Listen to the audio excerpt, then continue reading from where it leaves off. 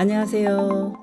어드미션 마스터즈의 경험이 있는 탑 명문대 입학심사위원들과 함께 미국 대학 입시 궁금증을 풀어가는 교육 컬럼니스트 진아킴입니다. 구독과 좋아요, 알림 설정은 영상 제작에 큰 힘이 됩니다.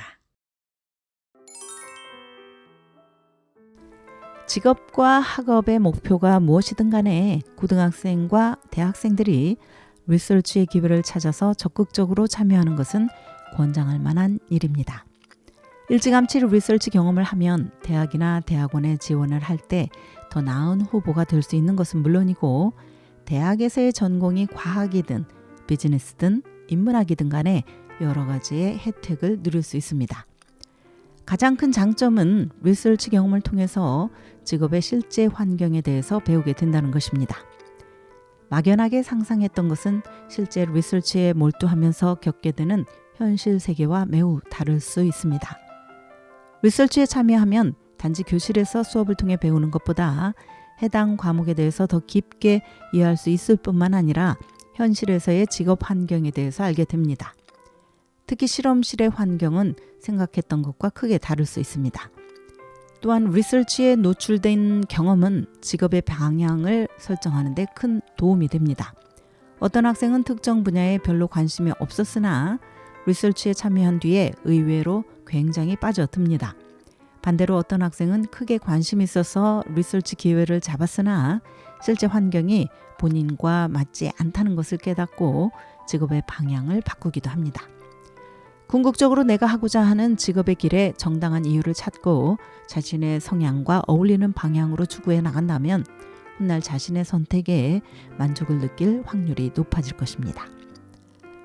리서치 참여의 다른 장점은 인생에서 필요한 스킬, 또 직업적 스킬을 개발할 수 있다는 것입니다.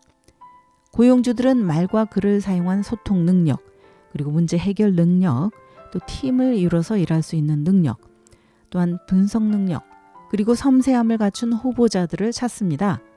리서치 프로젝트에 참여를 하면 이런 스킬들을 개발하는 데 큰 도움이 됩니다. 무엇보다 리서치의 경험은 비판적인 사고 능력을 키우는 훈련이 될 수 있습니다. 요즘처럼 가짜 뉴스와 잘못된 정보가 확산하는 시대에 비판적으로 사고하면서 진실과 거짓을 가려내는 능력은 필수적입니다.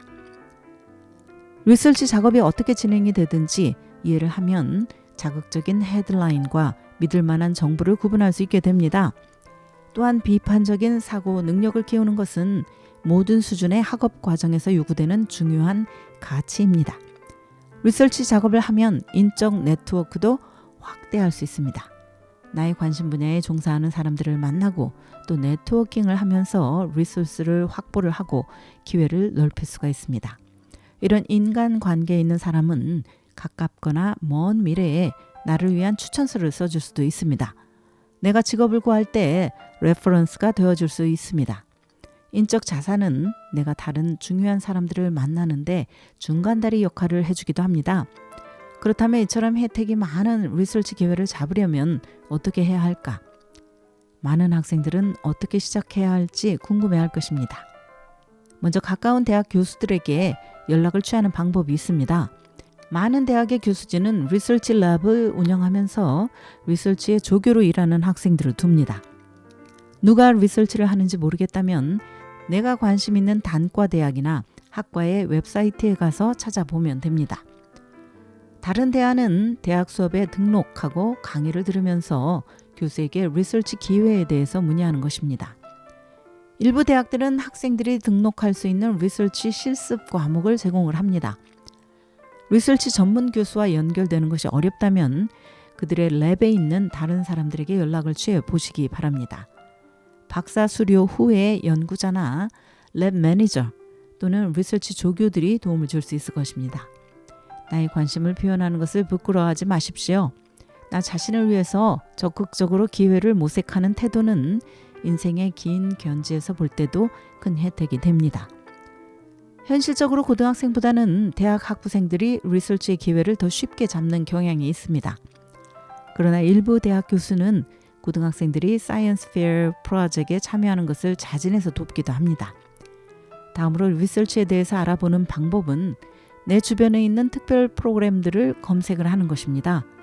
찾아보면 각종 기관이나 박물관, 또 시정부 차원에서 운영하는 많은 프로그램들이 주변에 있습니다. 특정 분야를 장려하기 위해서 설립된 파운데이션이나 자연사 박물관이 제공하는 기회가 있는지 찾아보기 바랍니다. 이때 포기하지 말고 꾸준히 찾을 것을 권합니다. 한 기회가 끝나면 다른 기회가 열립니다. 한 학생은 내셔널 사이언스 파운데이션이 만든 대학 학부생을 위한 리서치 경험 프로그램에 지원했다가 거절을 당했습니다. 이 학생은 다음 해에 자신의 목표를 열정적으로 밝힌 에세이를 제출하면서 재도전을 했고 결국 합격을 했습니다. 다른 학생은 자신이 관심 있는 분야의 랩에서 박사 후 과정에 있는 연구자를 1년간 보조하면서 봉사를 했습니다. 처음에는 주로 연구자의 업무를 관찰하면서 단순한 일만 도왔지만 점점 환경에 적응하면서 많은 것을 배웠고 결국 랩에서 일하는 기회를 제안을 받게 되었습니다. 이처럼 리서치는 인내의 작업입니다. 기회는 처음에 쉽게 오지 않지만 몇 번 재도전하는 과정에서 경험이 쌓여서 더 나은 기회로 연결이 될 수 있습니다.